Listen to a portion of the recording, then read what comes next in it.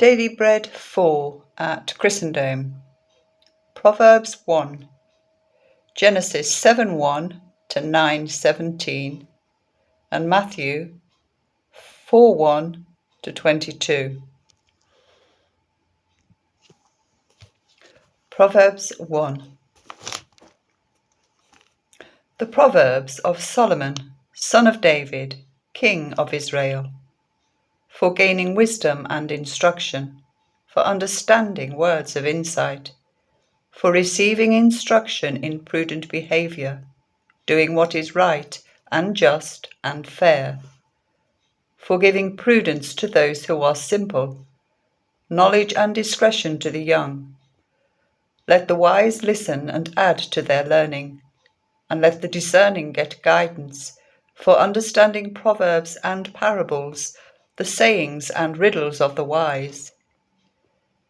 The fear of the Lord is the beginning of wisdom, but fools despise wisdom and instruction.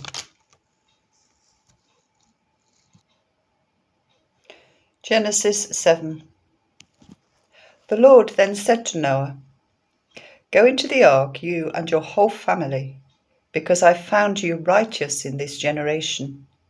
Take with you 7 pairs of every kind of clean animal, a male and its mate, and 1 pair of every kind of unclean animal, a male and its mate, and also 7 pairs of every kind of bird, male and female, to keep their various kinds alive throughout the earth. 7 days from now I will send rain on the earth for 40 days and 40 nights, and I will wipe from the face of the earth every living creature I have made." And Noah did all that the Lord commanded him. Noah was 600 years old when the floodwaters came on the earth, and Noah and his sons and his wife and his sons and his sons' wives entered the ark to escape the waters of the flood. Pairs of clean and unclean animals, of birds and of all creatures that move along the ground, male and female, came to Noah and entered the ark, as God had commanded Noah. And after the 7 days, the flood waters came on the earth. In the 600th year of Noah's life, on the 17th day of the 2nd month, on that day all the springs of the great deep burst forth, and the floodgates of the heavens were opened, and the rain fell on the earth for 40 days and 40 nights. On that very day Noah and his sons, Shem, Ham, and Japheth, together with his wife and the wives of his 3 sons, entered the ark. They had with them every wild animal according to its kind, all livestock according to their kinds, every creature that moves along the ground according to its kind, and every bird according to its kind, everything with wings. Pairs of all creatures that have the breath of life in them came to Noah and entered the ark.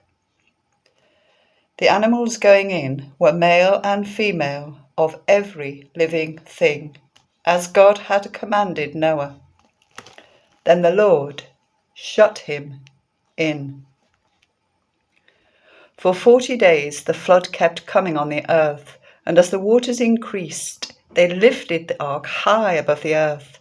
The waters rose and increased greatly on the earth, and the ark floated on the surface of the water. They rose greatly on the earth, and all the high mountains under the entire heavens were covered. The waters rose and covered the mountains to a depth of more than 15 cubits,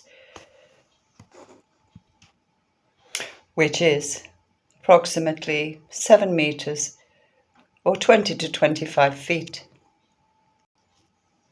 Every living thing that moved on the earth perished: birds, livestock, wild animals, all the creatures that swarm over the earth, and the entire human race. Everything on dry land that had the breath of life in its nostrils died. Every living thing on the face of the earth was wiped out, human beings and animals and the creatures that move along the ground, and the birds were wiped from the earth. Only Noah was left, and those with him in the ark. The waters flooded the earth for 150 days. But God remembered Noah and all the wild animals and the livestock that were with him in the ark, and he sent a wind over the earth, and the waters receded. Now the springs of the deep and the floodgates of the heavens had been closed, and the rain had stopped falling from the sky. The water receded steadily from the earth. At the end of the 150 days, the water had gone down, and on the 17th day of the 7th month, the ark came to rest on the mountains of Ararat. The waters continued to recede until the 10th month, and on the first day of the 10th month, the tops of the mountains became visible. After 40 days, Noah opened a window he had made in the ark and sent out a raven, and it kept flying back and forth until the water had dried up from the earth. Then he sent out a dove to see if the water had receded from the surface of the ground. But the dove could find nowhere to perch, because there was water over all the surface of the earth. So it returned to Noah in the ark. He reached out his hand and took the dove and brought it back to himself in the ark. He waited 7 more days and again sent out the dove from the ark. When the dove returned to him in the evening, there in its beak was a freshly plucked olive leaf. Then Noah knew that the water had receded from the earth. He waited 7 more days and sent the dove out again, but this time it did not return to him. By the first day of the 1st month of Noah's 601st year, the water had dried up from the earth. Noah then removed the covering from the ark and saw that the surface of the ground was dry. By the 27th day of the 2nd month, the earth was completely dry. Then God said to Noah, "Come out of the ark, you and your wife and your sons and their wives. Bring out every kind of living creature that is with you, the birds, the animals, and all the creatures that move along the ground, so they can multiply on the earth and be fruitful and increase in numbers on it." So Noah came out, together with his sons and his wife and his sons' wives. All the animals and all the creatures that move along the ground and all the birds, everything that moves on the earth, came out of the ark, one kind after another. Then Noah built an altar to the Lord, and, taking some of all the clean animals and clean birds, he sacrificed burnt offerings on it. The Lord smelled the pleasing aroma and said in his heart, "Never again will I curse the ground because of human beings, even though every inclination of the human heart is evil from childhood. And never again will I destroy all living creatures as I have done. As long as the earth endures, seed time and harvest, cold and heat, summer and winter, day and night will never cease." Then God blessed Noah and his sons, saying to them, "Be fruitful and increase in number and fill the earth.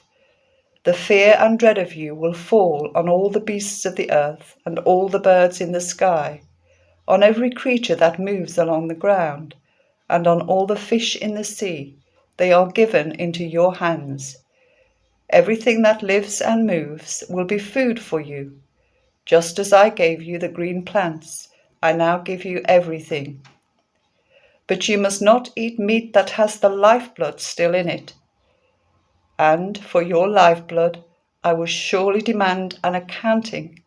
I will demand an accounting from every animal, and from each human being too. I will demand an accounting for the life of another human being. Whoever sheds human blood, by human beings shall their blood be shed. For in the image of God has God made humanity. As for you, be fruitful and increase in number. Multiply on the earth and increase upon it."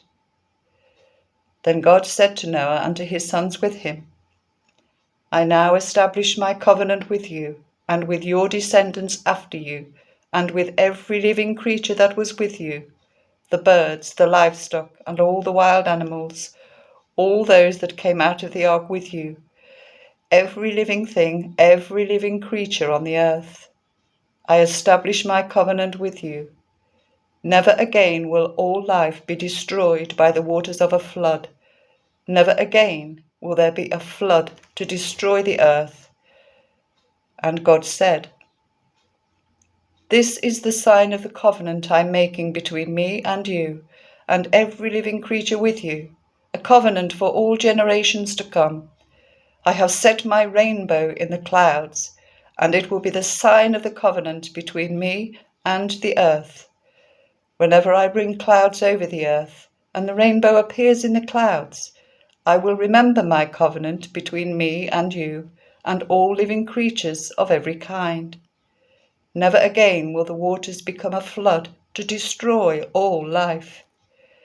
Whenever the rainbow appears in the clouds, I will see it and remember the everlasting covenant between God and all living creatures of every kind on the earth." So God said to Noah, "This is the sign of the covenant I have established between me and all life on the earth."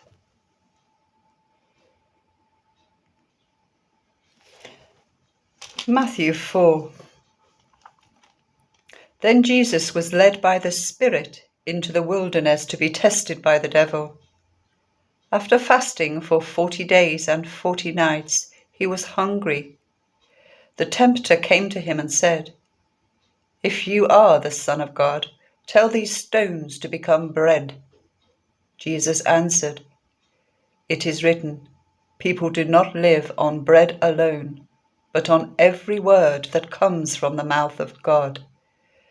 Then the devil took him to the holy city and set him on the highest point of the temple. "If you are the Son of God," he said, "throw yourself down, for it is written, He will command His angels concerning you, and they will lift you up in their hands, so that you will not strike your foot against a stone." Jesus answered him, "It is also written, do not put the Lord your God to the test." Again, the devil took him to a very high mountain and showed him all the kingdoms of the world and their splendor. "All this I will give you," he said, "if you will bow down and worship me." Jesus said to him, "Away from me, Satan, for it is written, worship the Lord your God and serve him only." Then the devil left him, and angels came and attended him. When Jesus heard that John had been put in prison, he withdrew to Galilee. Leaving Nazareth, he went and lived in Capernaum, which was by the lake in the area of Zebulun and Naphtali, to fulfill what was said through the prophet Isaiah. "Land of Zebulun and land of Naphtali, the way of the sea beyond the Jordan, Galilee of the Gentiles. The people living in darkness have seen a great light. On those living in the land of the shadow of death, a light has dawned."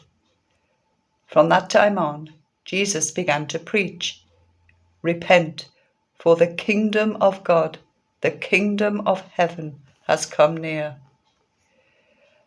As Jesus was walking beside the Sea of Galilee, he saw two brothers, Simon called Peter and his brother Andrew. They were casting a net into the lake, for they were fishermen. "Come, follow me," Jesus said, "and I will send you out to be fishers of men." At once they left their nets and followed him. Going on from there, he saw two other brothers, James, son of Zebedee, and his brother John. They were in a boat with their father Zebedee, preparing their nets. Jesus called them, and immediately they left the boat and their father and followed him.